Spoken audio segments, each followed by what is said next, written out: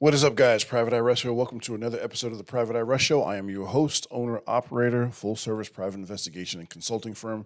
Links will be in the description below. Company website, contact page, Discord server. Please join the Discord server if you have suggestions. That's the best place to put the Discord server. Sometimes I don't check every email right away, and on the DMs and on X, follow me there as well too. I don't always see everything because I get my inbox kind of gets flooded sometimes.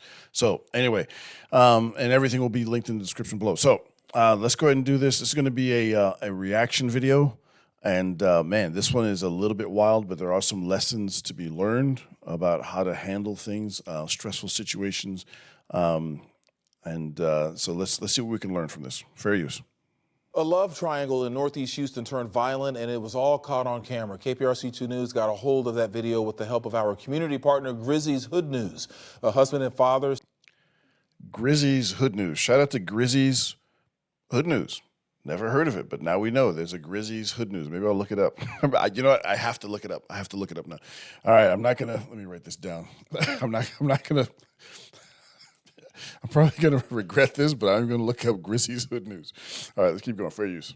Says his wife's lover is behind it all. KPRC2's Bill Barajas agreed to hide his face, but spoke with him near the intersection of Friendly and Tidford, where he was injured. It's an interview you will see only on 2 tonight. That husband was actually standing on this street right here, hoping to confront the man he says is seeing his wife. Instead, he was hit by a dark-colored SUV that then sped off. Surveillance cameras in the neighborhood capturing the whole thing. It happened fast and it was dark, but there's no doubt about what took place. The impact putting Miguel Alvarado in a wheelchair. He said everything went dark and I don't remember a thing. When I woke up, I was in pain. I broke my foot and my shoulder was dislocated. In the video, it's Alvarado, his wife, and 14-year-old son. That teen hitting the SUV's window moments after his father was hit. He said he was sad about everything his son had to see. Alvarado claims he caught his wife talking to another man. He brought it to her attention and told her to go be with him. He called that same man to come pick her up and was hoping to confront him. ¿Y cuánto tiempo te dijeron que ibas a estar en la silla? Okay. You find out your spouse, your significant other, is cheating on you. Don't confront the other person. Don't confront the other person. Don't go after them. This is an emotional response. Do not do that. What you do instead is this. He kind of had the right idea. Look, hey, you know what? You want to go be with that guy? Go. Adios. Bye.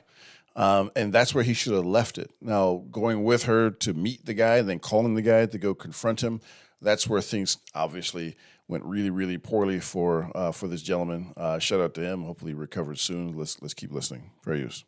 Como 3 semanas o 4 semanas. How long have they said you would be in the wheelchair, I asked. He replied, like 3 to 4 weeks. Despite that, he's thankful to be alive and grateful his 6 children are by his side. That looked like it was a really bad impact, but the guy was on the brakes, so thankfully he didn't get run over. Me está ayudando todos mis hijos, sí. All my children are helping me with all the expenses, too.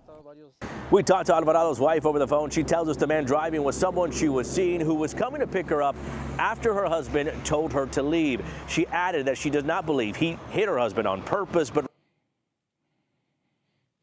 rather sped up because he felt he was in danger. She told me that man talked to police that night, but has since blocked her number. We reached.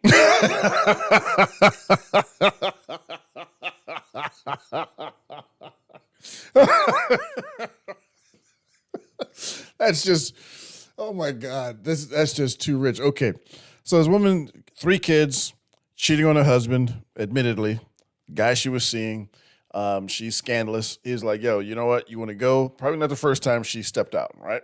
And if I was him, I would actually have those children DNA tested after he recovers because they're paying his bills right now. You know, even afterwards, he might need to check up on them. And so first she's defending the guy, saying, oh, I don't believe he meant to hit him.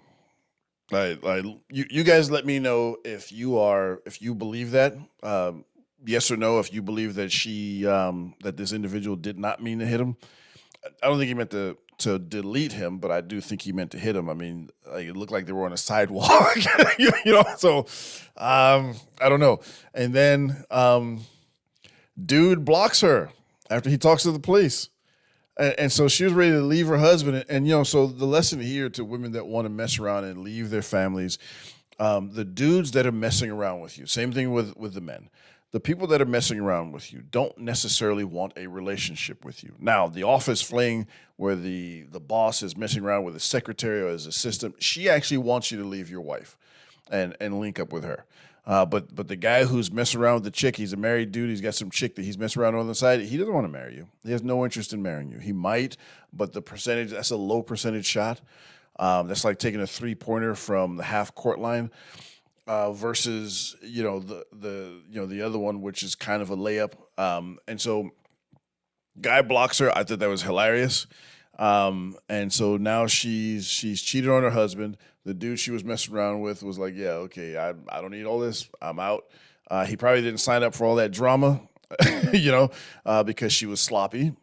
She left information on that. And, like, if I don't know anything about this woman, just the fact that she was that sloppy, people that are that sloppy and don't cover their tracks want to get caught because they're thriving on the adrenaline rush or the endorphin rush they get from the drama and the conflict and everything else. And some people just thrive on that.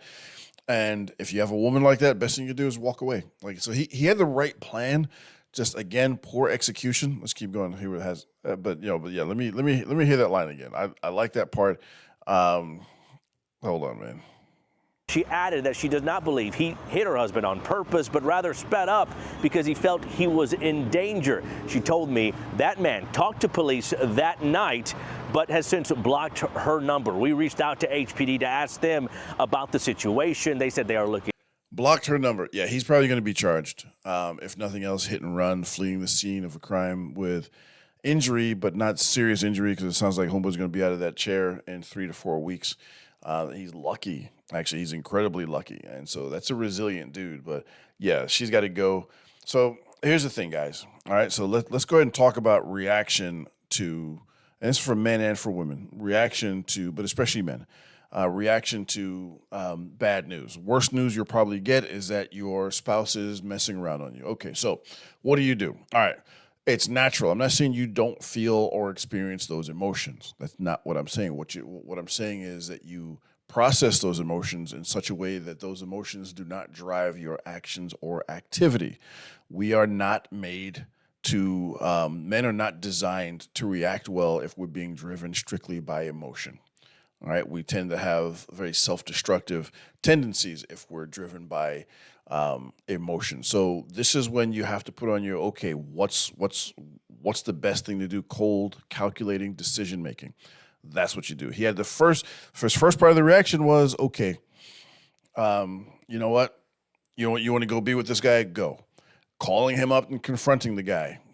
Wrong move. Let her go. You have an opportunity to remove someone who's in your personal space who is destructive. Let her become somebody else's problem.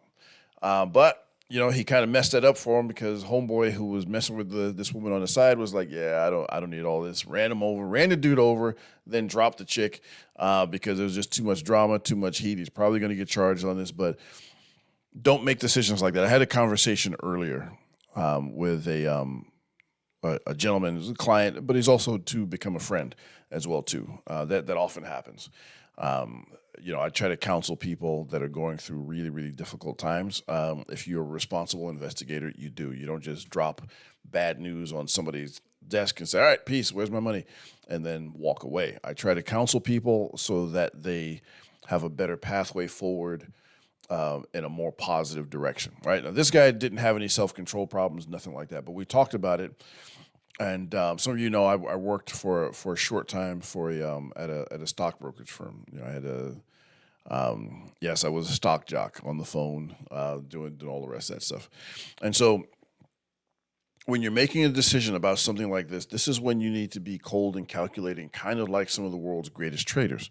All right, so one of the world's greatest traders of all time, not the best, you could argue that he's the greatest of all time, probably the greatest hedge fund manager of all time, Steve Cohen of Steve Steve A. Cohen Capital or whatever, the SAC Capital, Steve A. Cohen Capital. Stephen Cohen is known for being a just ruthless, cold, calculating, almost reptilian in his decision-making processes. And what I was able to see from clients as well, too, I have some clients that run hedge funds, financial advisory firms, that sort of thing, right? And so guys with incredible books with a lot of money.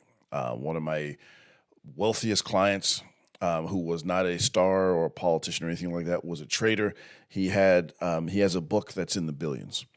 All right, so book is your amount of money you have under management, and that's a lot of money.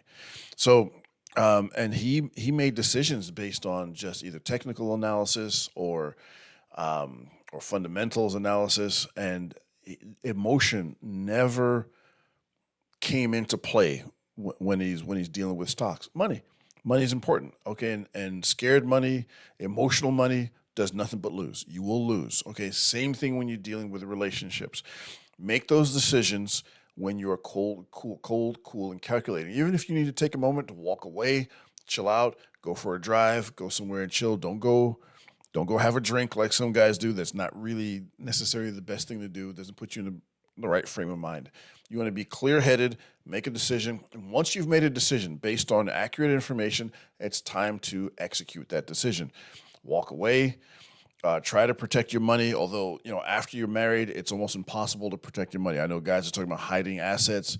Once they decide to get divorced, you can't hide assets nowadays, guys. There are people who are, I've found assets. I've done asset searches. There are people that just do asset searches for law firms, and they will find every penny, every gold coin, ingot, shekel, whatever you have, drachma, peso, whatever you have, they will find it. All right, unless you've got a stash of gold somewhere that's hidden in a warehouse or buried like a pirate treasure somewhere on a desert island, you can't really hide money. The time to take care of your money is before you get married. You can legally and lawfully protect your assets. That's what you should be doing, not after the fact, guys. So, shout out to Homeboy. Hopefully he makes a speedy recovery. Sounds like 2 or 3 weeks, 3 or 4 weeks, he'll be back in business. If anybody knows him, I would recommend he gets a DNA test after they get done working, nursing him to health. But walk away from her. Like unless you just want drama, walk away from her. Anyway, I'll talk to you guys later. It's Private Eye Russ. I'm out.